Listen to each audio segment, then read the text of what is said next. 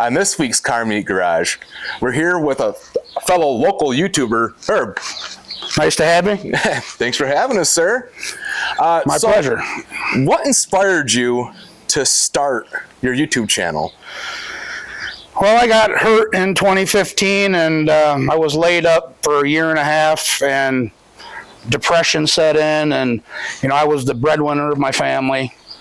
I always worked, mechanic my whole life, and then you go from that to laying around, not be able to, they didn't know if I was going to walk again. And then my family, my boy, he's like, Dad, he said, why don't you start a YouTube channel? That way you can just go at your own pace. On your cars, you can take a break, come back to it, and that way you got documentation of what you're doing for the grandkids, and it gets you out of the house. And so that's what inspired me to actually. I turned them down for the first year and a half, and then because I was kind of like camera shy, I guess you'd say. But I did a couple episodes, and they sucked. If you go back to my first videos, they sucked. And as time went on, you too? Yeah.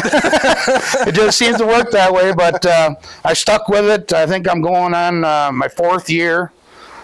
We just hit, we're getting close to 3,000 subscribers. Very nice. So yeah, I'm getting more comfortable in it. And plus the people that you meet, through the YouTube channels. I got friends that are across country that send me parts that I get wheeling dealing with on parts. You also got your haters too, so. And that, I always mention Greg because everybody knows he's here with me. No matter what you do in social media, even going back to the early 2000s, for every 10 people who are like, you're doing a good job, there's always going to be that one person. So I always tell people, don't ever get discouraged about doing this. Not that I've ever done anything like super, even like what you're doing, because we're still really small, but I would never discourage anybody from trying. In every video, it seemed like, as soon as it comes out, within the first 5 minutes, I get the one dislike. And I know it's the same guy. And I always tell him, oh, it's you. But I always tell him, hey, thanks for the view. And because it doesn't matter if you dislike it or like it, you still clicked on analytics. So keep it up, keep hating. Right. And how can you hate on somebody's project that they're working extremely hard on? It's probably somebody, like I was told by my own son, because he's also into YouTubing. And it's probably somebody at home in their basement that don't have nothing, that's jealous of what you have, that's hating, probably don't have nothing. Call them internet trolls. Exactly.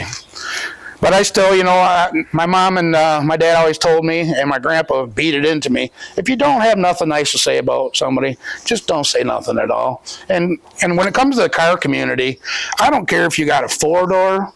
I got a friend that comes to the car meets. He's a younger guy that he drives a four-door LTD, the green one, and he's did all the work on it himself. And I think that's awesome. It don't matter what it is. If you're into cars and you're inspired to do it, more power, thumbs up, man. I would never dog you out because of what you drive. Or they say different strokes for different folks. Yep. I was truly a Mopar man. My whole family, I got 11 uncles and aunts, and it's all Mopar. So, I'm a Mopar man at heart, but way better taste here. Cheaper. I started having kids, and I couldn't afford it anymore. That is too. Chevy stuff is cheaper. But you got to remember too. I was told once you hit a threshold, like in Greg's build now, right? It doesn't matter if it's a Ford, Dodge, or Chevy. It's all going to cost the same in the long run. Just throw your wallet at it. Yep. Pretty sure his wallet is living in his engine bay right now. Oh, yeah. Right? Where's it at? I don't have it, Greg. So what was your first car? My first car was a 1970 Dodge Challenger. I got it at 14 years old. Started washing dishes when I was 13, and my dad's buddy had a roller. I can't remember to this day. I'm 53. That was a long time ago. I don't remember if it was an RT or not, but it was still an E-body. Right. And I loved it. I never got a chance to get it going because, as years went on, I got into, actually driving. And then as soon as you get set free driving, you were, running the roads and hanging out with the girls, and I had my first kid when I was 16. So, well, I mean, my parents were kind of the same. My parents were 18 when they had me, so it was kind of nice having my dad being younger when I was younger and being able to enjoy it a little bit. My first memories as a child was riding around in RT Charger 69, Cudas and Challengers, and which I know later on in the questionnaire here you got what's my favorite car, but I'll wait until I'll tell you that until we get down there. So. Oh no, that's our little. We've mentioned it before. My little dry erase board, because I'm a little slow, just a little bit. And he's gonna enter something in the video right now. I just need to mark something down. Have you seen my wiener? It's okay, but that's just for so in case, like, if we get off, like, not necessarily off topic, but if we get like a little distracted or something or off, then I can go back to it and ask you something. So, but with your growing up around the Mopar stuff at a young age, you go to a lot of car shows. What's your best car show memory? Best car show memory, I would have to say, was not until in my mid-30s. Because I was, in the late 80s, early 90s, I was heavily into Mexico, if you know what I mean, on the streets. I have no idea what that means. Yeah. I was supposedly... Allegedly. in Mexico doing some pretty wild stuff.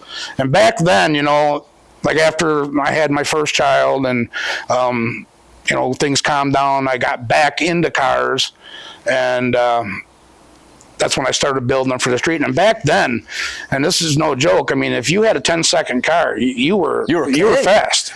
Even in the early 2000s, if you had a mid 11-second car, you were late 80s, I was going 11.0 to 1150s in a 79 Monte Carlo, and I was hard to beat on the street. And this was down in Port Huron, and that's a big culture down there too. It still is in Port Huron right now. Yep, that's my hometown is Port Huron. I mean, a lot of they rent Lapeer or Ubley, one of the two, the tracks out for the port. It's called the Poho Shootout, and I guess you got to be from St. Clair County. But I could enter, but this stuff ain't nowhere near what them guys are running on their street cars.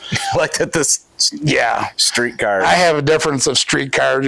People will say, "Well, we can drive it on the street." Well, El Camino's got a radio, no roll cage, all functioning lights, still has the heater box. Yeah, it's got skinnies on it and a little bit of an engine, but that's a street car. Right. What I see out the Son Greg, the meme that it's a streetcar shootout. It's a streetcar till there's a 30-mile cruise. That's it. Streetcar to me, okay, let's put some BFGs on the back or Cooper Cobras, and let's go out and have some fun, because back then we raced on street tires, even. And right. I think I had a set of I bought my first set of cheater slicks, and they lasted me 3 days. And back then, times have changed now, don't get me wrong, prices are way up, but back then, that was still a lot of money, because shit, when I was working, I was only making, if you were making $10 an hour, you were like king, back then. Back in the day, I don't know if you were doing it too, but my dad told me that they use, and I did for like a couple seasons when I was younger, is go get a set of used tires from the Roundy Round guys. Yeah. And those work pretty good too for you on the street, because they're designed for that, and the Vega converters out of the old Vega. If you couldn't afford a stall converter, go find one of them V6 Vegas and take the torque converter out of it, and whoop. Yeah, some of the generation of the S10s, they had a little bit more stall speed. Yep. And you find one that had a 4-cylinder or a 6-cylinder, you got a better gear ratio. If you put a V8 in it. My buddy actually from high school, he was one of the first guys around that I know of out of that whole county, St. Clair County down there, to put a V8 in an S10. And we're talking, 90, 89 in that era. I'm sure there's probably people that was doing it, but I'm talking the car culture down there. Yeah. He came out with, the first time he pulled up down there on a weekend cruise, it's like everybody was amazed that he had a 350 Chevy in an S10. One of those guys that Rex French needs to thank.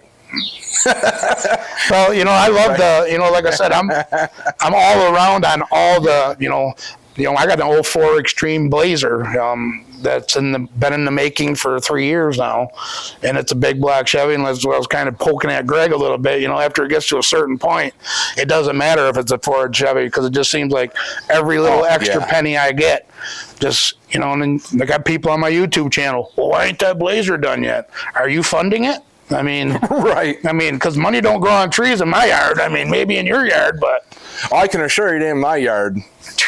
Maybe look at the neighbor's yard or something. Yeah. It's got to be coming from somewhere. And I don't take household money and put it into the hot rods. It's all my side hustles and side jobs go into building that stuff. So, you still got to live. And, some people, I don't know, I guess I can't speak for everybody, but I've seen people eat beanie weenies out of a can and not pay their mortgage payment just to get their car done to make an event, and I won't do that. You know what I mean? Not that I don't like the beanie weenies in the can. Right. It's just I got to have a roof over my head. So is there any cars that you regret selling? Yes. Like I said, all my aunts and uncles, we had a big family, and I ended up got a 69 Dodge Dart GT 340 4-speed, all original, that was sat in the garage for 20 years that he bought new. I ended up with that car at 18 years old, all matching numbers. First thing I did was rip the 323 out of it and put a 456 in it. And with a 4-speed, that wasn't a very good idea, so we swapped back. But I missed that car, and I should have kept that Challenger. Because the E-bodies are just crazy. But right now, the price on them is insane right now. I had 71 RTs. I had the Smokey and the Bandit Trans Am back in the day. I had the white Z28 with the blue ground, or the stickers on the bottom, the Z. That was 81, though. I think they made that one. So I think it was a couple years they did that. My aunt and uncle actually used to have one that was like the white with the... No power, but a beautiful car. Oh, yeah. But, yeah, but the one I wish I would have kept was my uncle's 69 Dodge Dart. Just because he held on it for all them years. I got it, and with the understanding that I would not sell it out of the family. So I sold it back in the family to my cousin, then he sold it out of the family. So it kind of hurt, you know what I mean? Yeah. So, yeah, but we live, we learn. So, do you have a automotive hero? My dad. He took me out in the garage as a toddler for punishment because I wouldn't leave my sister's alone. And I was, I thank him nowadays because I learned a lot of things. I learned to duck from a wrench getting thrown too. If you can dodge a wrench, you can dodge a ball. What?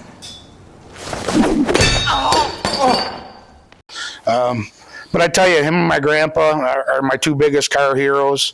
My grandpa, I was 10 years old, and he was handing me the keys to his 3/4 ton, and we were out cruising the back roads, and I was driving, the old 3-speed with the granny gear, 3/4 ton Chevy, I think it was like a mid-70s. That was pretty cool, 454, camper special. So, he'd let me rip on it, so it was cool. But yeah, they're my two biggest car heroes. It's pretty good heroes to have. As we're sitting here amongst greatness, we can talk about what's in the garage behind us. Well, that's a 1971 El Camino SS, true SS.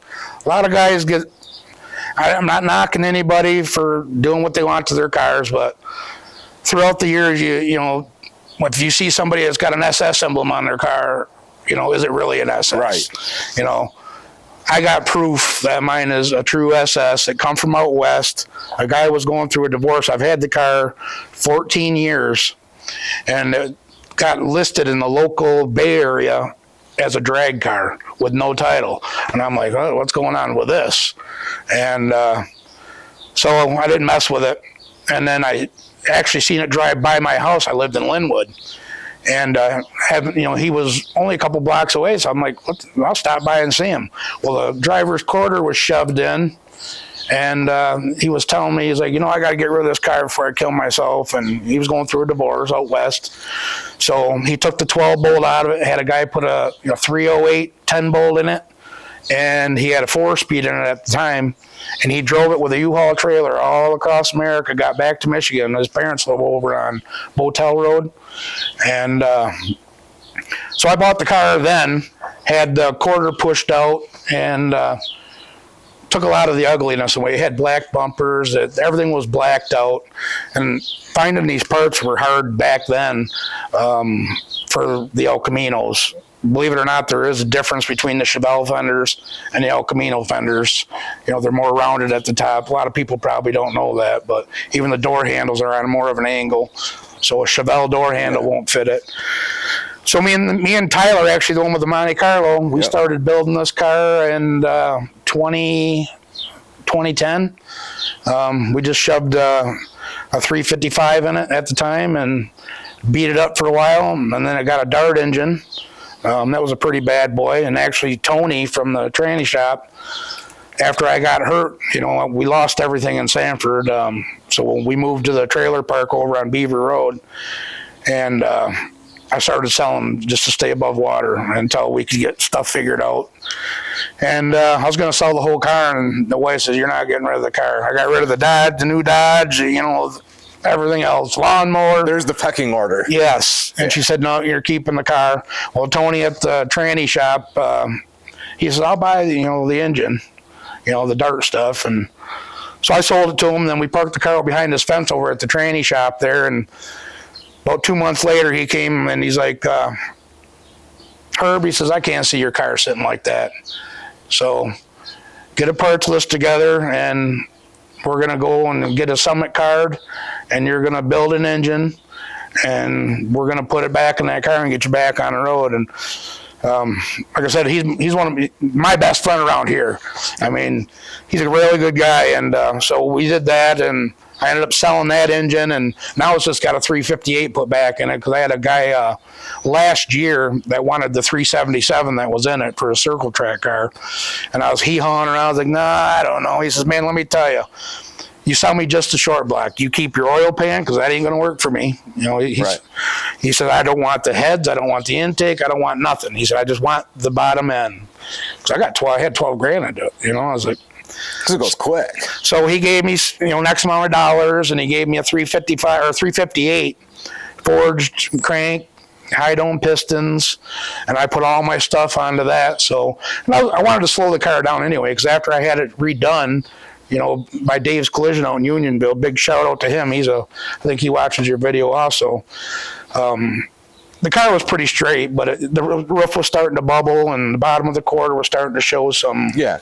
So he knocked it out for me, and we put a new roof on it, new bottom of the quarters, and I tell you, it come out beautiful. If you don't know how to do body work, or black ain't your color. No, black's extremely hard to get right.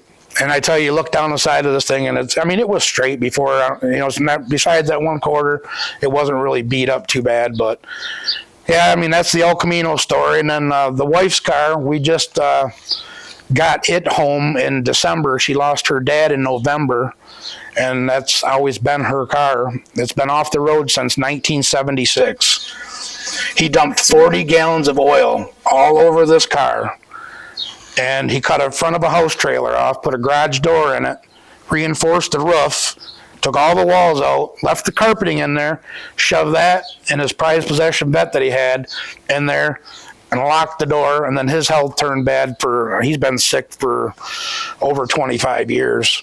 So That's unfortunate. He wanted to big block swap it and make the the Z16, I think they were. They made 200 of them cars, 201. One was a convertible. So if you got a Z16 car, you got a nice car, but car's never been touched. Original paint. Inside the trunk's got the original paint in there. Headliner's still beautiful. I think there's only 36,000 miles on the odometer. So we're buying a period correct 327, putting the Muncie back in it, and we're going to make it a survivor. I ain't painting right. it. It'll be nice. People might say, well, why don't you paint it? But it's only been this way once. Right. And a lot of stuff will clean up. We haven't even washed it yet. I mean, this is the way it came. I put the front clip back on it because the front clip was shoved in boxes. And we're missing still the inner fender walls and stuff like that. I'm going to order a new wiring harness for underneath there. But yeah, that's her baby. And it's going to be a nice car. If you find me an original non-touch 65 Chevelle around here that's this clean, I'll shake your hand. Oh, good luck. I'll shake your hand, because even if you climb underneath, there's not a spot of rust anywhere. With all that oil, there's no way it was going to rust. You can see the oil marks in the trunk. I mean, how deep he had it even. I mean, and it just sat there. And, I'm surprised the mouses never got into the interior, but even the headliner's like brand new. We spent 4 hours the day that we got it home trying to condition the leather and get the mold off the seats. And so we got that all whipped into shape, but we're still trying to find parts down there. After you're losing a family member, it's hard. He knows where everything's at. Right. But he owned a salvage yard. I mean, there's a ton of cars down there, that 57 Chevys, square body short boxes, 2-wheel drive. He used to go to Texas and buy stuff and bring back to Michigan to sell those hot rodders, bumpers, doors, front clips for Novas, all hot rod stuff. I think it's a salvage yard guy thing, because I know even some of the guys that own them around here, that they have their little pigeonholes of like one of them around here's got like 2 allegedly, which I actually got confirmed this last summer, that he has 2 LT5, like we're talking like the late 80s, early 90s, the 480 or 500 horsepower motors they put in the Corvettes, that he's got 2 of them motors sitting around. Her dad had one special engine picked out for this that was sitting right by the car, and that's tucked over there in the back corner, and it's a LS7, 30 over, TRW nice. Pistons. It's got Merlin cast iron, the old grumpy for the younger guys. He's not referring to an LS. I mean, he's talking the 454, 475 horsepower big block Chevy from the factory. Had to catch you on that one because he's like, oh, an LS7. No, I know what you mean. Big block. I should have specified. The big block LS7, because those things are almost impossible to find. They're worth and if I dug it out and showed you, because I've never heard of this, it's called right on the where the oil filter screws on the casting on the block. It's got a big plate that's riveted, and it says E&E Racing or something like that.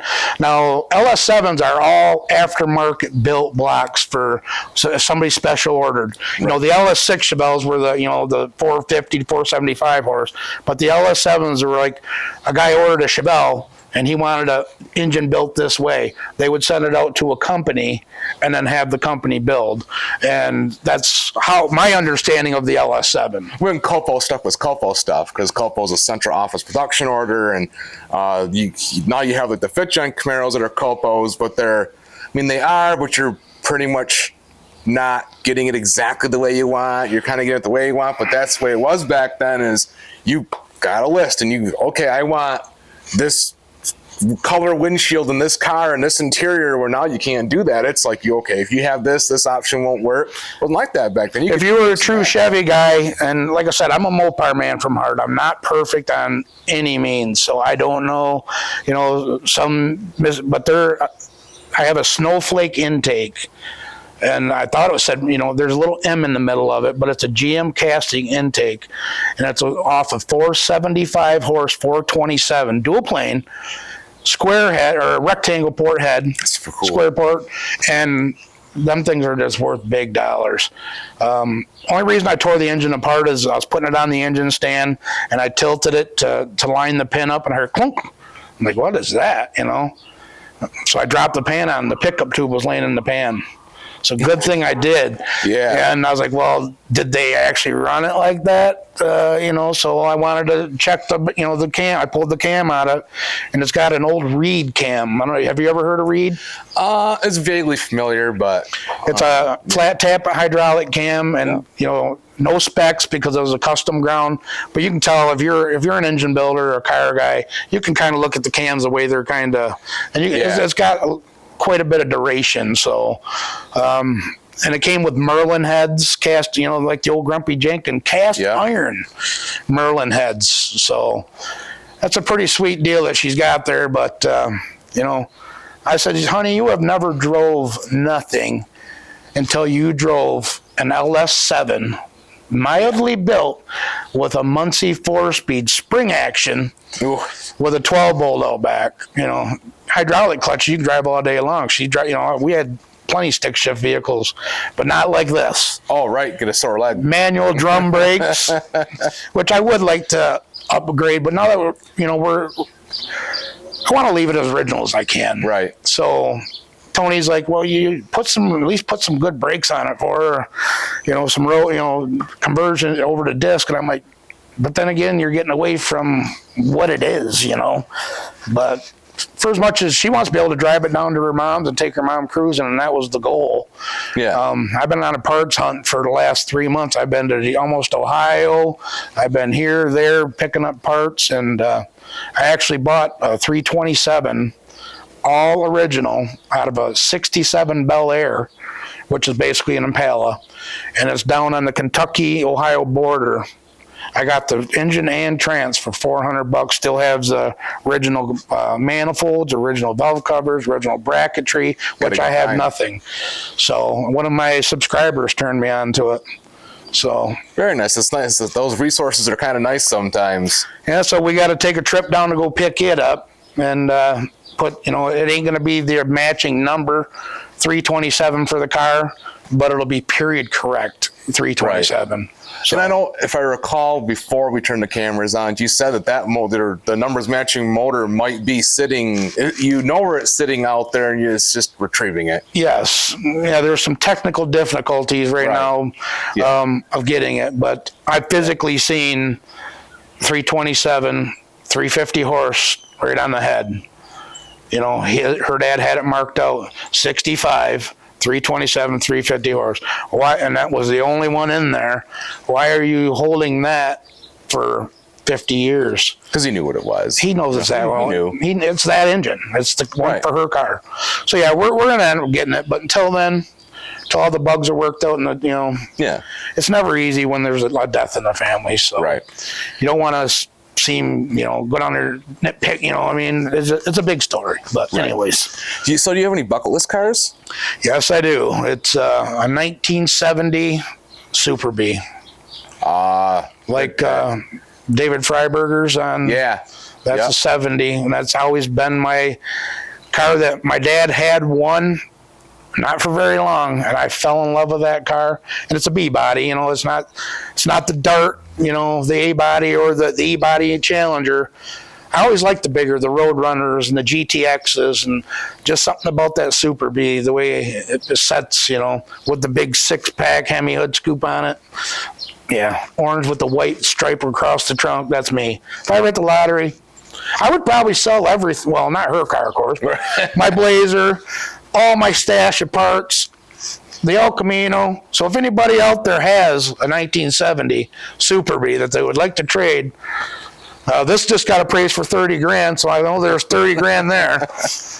I probably got almost that in the Blazer by now. That's got a big cubic inch, big block Chevy, and that 04 Extreme, all chrome molly tube chassis. I actually hooked up one of your guys. You guys did an interview with Steve that had the Extreme Blazer with the. Oh yeah. I actually hooked him up with a drive shaft for his to get him on the road. So I had they gave me one that was in there before they chrome mollied, they tube chassied it, and then they got a chrome molly one made. So I gave them it's an aftermarket big 3-inch, billet in. So gets them going. Yeah, got them going, and that's what it's all about. If you can help somebody out and you got it laying in your garage, get him going. Right, I say it all the time that we have a really good community around here. Yes, you do. It doesn't matter how you feel about somebody, we're always helping everybody out if we can. Even if I met you at a car show and you were kind of mean or ignorant, I personally have seen, if I seen you on the side of the road, broke down, run out of gas, leaving the car show, I would stop and help you. Even if, you just don't leave a fellow car person behind, man. You don't. You know, my buddy Roy, I just built in his engine. He's got a 70 RT Challenger. It's plum crazy purple. It runs around here. Yeah. And I built his engine for him last summer. And he left Crump Car Show the year before, and he ran out of gas. And he said, "You wouldn't believe the people that just passed me by waving." Yeah. I'm like, "Did you like? Hey, he was help." there for funsies. I was like, "Did you wave? Like, hey, help me out?" You know. I said, "Yeah, make sure you got a gas gauge working." So he ended up calling somebody and bringing them gas. But you know, like I said, I would have stopped. You know, even a fellow car guy just to see, "Hey, are you all right?" You know, like on the what was that, drag week or Rocky Mountain Race week. Usually, if they go by and you give them, you know, the thumbs up, then you know that they're good. They're good to go. Yeah. A lot of people, you know, the car community is just so awesome. I'm glad that I moved up here in 2010, and because I used to cruise this area as a kid. I was born in Port Huron, but raised in Harrison. That's where I graduated, was Harrison.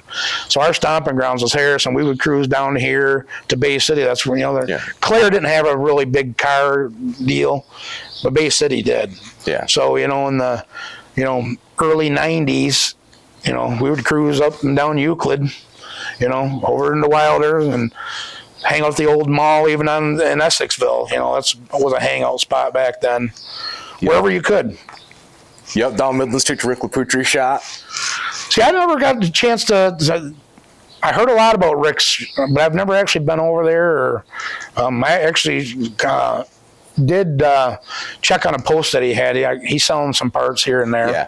I heard he's pretty much retired now, just kind of picking and choosing. It's been a minute since I talked to him, but the last time I heard is that he was slowing down, and it's probably good. He's getting out there, but talk about a source of knowledge, that dude. Oh man, and you know, like I said, I've been a mechanic my whole life. I build engines is what I do for people, and I take all my machine work. I got a friend that works out at Carroll Motorsports, yep. And they do all the machine work, and I bring it back here and pull everything out, wet the garage down when it's time for assembly, and I've had pretty good luck with it, you know, even on the performance side, because performance side, how do you know, warranty something when you know that they're going to be out? So my boy Tyler, I use him for, you know, if I want to try something new, I'm going to try it out on his money. You know, I tell that to people all the time is that, you know, you're building some race car stuff. There's generally not warranties with anything you're buying that's race car oriented. You're kind of, that's why you got to don't always buy the China stuff, because. And I get made fun a lot of that on my channel too. You know, I get guys that'll dog me out because I won't buy, you know, the China parts, you know, Brodex intake. I'll get one off Marketplace, or, you know, I got to have the tri-armor bearings, you know, the Clevites. So, you know, even with heads, you know, when I had a big block here and it had a set of, you know, aftermarket Chinese heads on it. That was the first thing I did. And I pulled them off and sold them, and then bought me a set of Dart 360s, you know. And so I'm actually waiting on the camshaft. It's going to have a very decent cam in this one. I'm not going to give any specs away, but I went with a different firing order on it. It should smooth out the harmonics. Very nice. So, and it's almost, I'll guess I'll give it a little, it's going to be almost 800 lift. So it's a true 3/4 race cam. Remember back in the day? Yeah. What do you got kind of cam in there? Well, it's a 3/4 race cam. On my shelf, I took a stock cam, and I actually have two of them sitting next to each other. I wrote full race and 3/4 race. Do they not understand what 3/4 race cam is? That's 0.075. Yeah. You know, that's 3/4 of an inch. You ain't got no 3/4 race cam. Maybe a quarter race cam. All I did is the jokes. I just wrote it in Sharpie. Oh yeah. I actually got a transmission. This is another funny joke. Don't mean to get off topic, but me and Tony, the Transit was in this El Camino that I bought from a professional builder down in Detroit. Supposed to have red line clutches, all this and that, and it just acted funny. So Tony's like, well, let's just tear it apart. You know, see what's up. We pulled it apart, and it was a regular clutches with a red Sharpie mark through the clutches. And he still got them hanging on his wall in his shop. You know, this is why it's important that if you get a transmission and someone says it's something and you don't know them, it's probably a good idea to go through it 100% of the time. Yep. And I tell you what, Tony, he got away from pretty much performance stuff. He'll do it for friends, or if I recommend somebody, he will take the job on, because he used to do all the mud boggers for up there in Hale. Yeah. He would build a trance on a Friday, and then the following week, is there something wrong with the trance? Yeah, you just went up to Hale to the Monster Jam. We know what's wrong with the trance. And he said, there's just not no money to be made. And he stood by quite a few of them, tore them apart, and then refixed them and kind of just let him out the door. And he said, I can't do it anymore. I'm losing money, even with race stuff, Mm-hmm. That's where the warranty stuff comes back in. I mean, if you're on the trans brake for 20 minutes, on the line, somebody's burning you down, It's hard on parts. Or if you got just like a two-step in your car without a trans brake and you're trying to get on the two-step, you're just smoking your clutches up. So I've seen people do that. I'm like, dude, you don't have a trans brake. Why are you trying to get up to 3,500 on your converter? All you're doing is just smoking them clutches. But I'm learning. That's my next thing I want to get into is transmissions. So not a very good fabricator yet. I can weld, but I can't seem to cut a straight line for nothing. Sorry, my wife said. Are your sandals uneven? 'Cause I have that. I have that problem too. My sandals get uneven. It's like I have flip-flops. He doesn't mind sandals. Actually, I got a little pair of Hawaiian sandals hanging there. very nice. So that's AKA flip-flops for all the haters out there that hate on men that wear flip-flops. Hey, it's 90 degrees out. I'm wearing shorts and flip-flops. See, I'm a jeans year-round kind of guy, but I'm weird like that. What, you got chicken legs? A little bit. Oh. Well, is there anybody you'd like to thank for? Obviously, we talked about Tony Martin. I would like to thank Greg, you, for all you guys do around here to getting these car meets together. If somebody didn't take the bull by the horns, so call it, where would we go on a Saturday night to hang out with the wife? Right. Or, I'm very impressed by what you guys have done for the car community. I'm glad to be a part of it. Hey, us too. And hopefully it keeps going up. I know I'm going to share this video and other videos on my channel and see if we can get you guys some publicity. Hey, we appreciate it. Hey, it's all good, man. Like I said, I ain't huge. My projects ain't paying for themselves yet either, but in time, I hope maybe they will. Yeah, ours aren't either, so it's okay though. And but time, if inflation keeps going up, I don't think they ever will. Unless you're Cletus McFarlane or Vice Grip Garage, I don't think we have a chance of, be able to build some of them builds. But it's still fun. It's still fun, and I'm not going to knock it.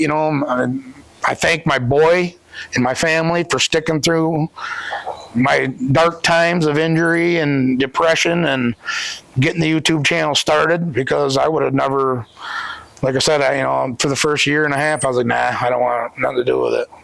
And finally, I just came out in the garage one night by myself and turned the phone around and, nope, that one ain't going to work. Nope, that one ain't going to work. And then I got sick of doing that. I was like, it is what it is. I'm just going to record it. And if they like it, they like it. And I got a following, and, it's nothing huge, but I've met a lot of nice people. And, the car community around here, I got quite a few subscribers that actually go to the meets. Even before we started going to the meets, I see them, oh, yeah, you're that Michigan Muscle Car Garage guy, ain't you? I'm like, yeah. Well, I've been watching your videos. Appreciate it. And I tell Greg this all the time, too, when we talk about analytics, that, say you get 1,000 views. Imagine it doesn't seem like a lot when you're looking at the bigger YouTube. Imagine 1,000 people standing in your driveway watching. Exactly, and that's exactly what he said. Even if you got 350 people that's consistently, watching your videos, every video you got does 300 or something. Is your yard going to fit 350 people? I mean, it'd be like... Greg's wood. We've done it. I've seen it. And I also see the men in blue or brown in Bay County. He was actually a pretty nice cop. Okay. What you guys do when I leave is what you do, okay? Because we got a call, we got to go. Gotcha. Okay. It's pretty cool. We believe it or not, in Big County, most of our cops are pretty cool here. They are. They really are. You know, and I support my local, you know, I'm not one of them guys that hate on the cops because of stuff that's happened in the past, you know what I mean? I pay my taxes, you know, I need their help if somebody's trying to break into my, Right. you know what I mean? And I have no, I mean, I get thumbs up from the, you know, the policemen around here, the sheriffs, and unless you're doing something stupid, then you're going to ask for it and you're going to get pulled over, you know? But if you're just obeying the law, everybody gives them, you know, the thumbs up. So, and what you guys know, I mean, you've had your cars out, you know, your white and orange Camaro, that's a beautiful car. And then your wife's convertible, she got the convertible? I have the convertible. She has the T-top car. You'd think it would be the opposite, but. And then Greg's car, you know. Yeah. You know, the reliability, I was just thinking of that earlier, his video that he did, because it reminds me of this, with me still wanting to detain it more. Even though I put the 358 in it and dropped the compression way down, took the big race converter out, put a, you know, tighter converter in, it's happy on the street. The plugs look great, but it's still a, you know, 630 solid roller. And it reminded me of Greg's video when he went and bought his car. And the guy says, "Well, you didn't bring a trailer?" He says, "No, I'm driving it home." And then how far did he make it? Not very far, and then he ended up getting a trailer. And so I want something that we can just cruise in, you know, and after having this all redone and getting it the way I want it on the outside, now I'm returning attention to the interior, putting you can see I got the horseshoe shifter for it. I'm going to put the console back in it. A-body buckets, anybody, you know, I need a set of A-body buckets. But anybody that has, you know, them seem like they're hard to find. We have a pretty good community around here at finding parts. And I'm pretty sure someone's out there that can find them. You know, and I'm willing to buy them. Like I said, me and Jenny, we found a set, and this is a funny story about my wife, you know, and how I listen. We were in the Freeland Walleye Festival garage sale things, Yep. and we go out of town, you know, to the country ones, you know, and there's a set of A-body buckets there. The guy wants $1,000. I'm like, oh man, I gotta have these, and she's like, well, you don't really need them right now, do you? I'm like, It's good luck finding them again. I was like, no, I guess I really don't. She's like, well, I don't think it's the right time. And I'm like, huh, okay. And so I went back a week later. It was the right time for me, and they were gone. So I missed out on them. Black too, and they weren't bad for $1,000. And then so I kind of gave her a little bit of crap about it, but, you know, all in fun. I was like, see, now I'm never going to get a set. Now we're going to be stuck with Billy the Kid's from Street Racing Kid. Let's help her find a set of A-body buckets. You know, the seats that are in this El Camino are out of Billy the Kid's S10. Oh, that's cool. I drove down to SRC Garage and got some parts from them guys, and I got Billy's seats out of his S10 was in the deal, and that's what's actually in this car. It didn't make it any faster, just in case everybody's wondering. No, you don't say. No, it ain't pulling low fours in the 8th mile. Hey, that's okay. So we've established you have a YouTube channel. We can talk about any other socials that people can follow these builds on. Basically just my YouTube at Michigan Muscle Car Garage. I got a Facebook, but that's pretty much just family and stuff like that. I usually don't put any car content on there. And some people are like that, and that's okay. I did have an Instagram, or I think it was Instagram, something back in the day. And Don, I've heard you in your past videos. You're no spring chicken either. That's correct. So I'm really bad at Instagram. Greg is really good at Instagram. Greg's got a really entertaining Instagram. I do my Facebook and a little bit of YouTube, and I'm with you, man. Heck yeah, I'm with you on that. I have a hard time doing Instagram. I'm intellectually stupid when it comes to computers and cell phones. You know, back in the day, we never had that. You know, technology to me, the first technology ever came out was a little beeper on the side of your hip. You know, like I said, I'm 53. I remember talking to the girlfriends on the phone with a 20-foot cord. You had to go around the other room to talk to. So technology's come a long way, but I'm intellectually stupid when it comes to computers and all that. And like I said, hats off to my boy Trevor for helping me with my channel as far as editing and showing me the directions Does to a go good in. job too. So if I could get myself together a little better, I think we would have a little better chance. But all in time. Hey, you know something? That's all that matters too. As long as you're having fun. That's it. Thank you so much for having us out here.